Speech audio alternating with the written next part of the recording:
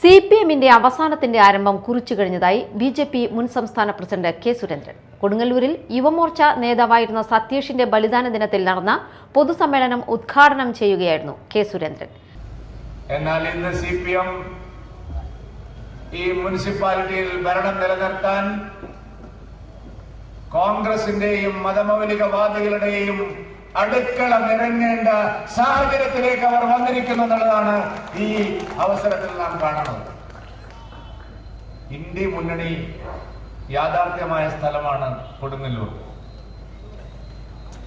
പരസ്പരം മറ്റെല്ലായിടത്തും മത്സരിക്കുന്ന കൊടുങ്ങല്ലൂരിൽ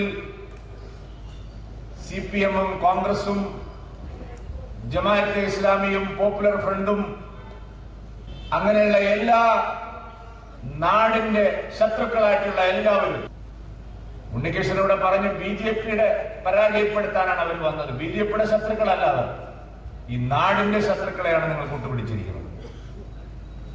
ഈ നാടിനെ നശിപ്പിക്കാൻ ശ്രമിക്കുന്ന,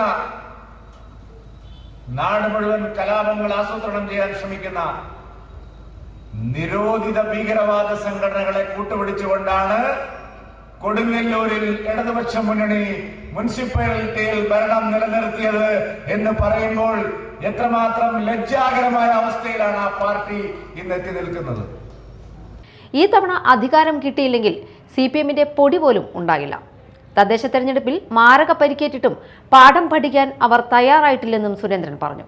മണ്ഡലം പ്രസിഡന്റ് ER ജിതേഷ് അധ്യക്ഷത വഹിച്ചു.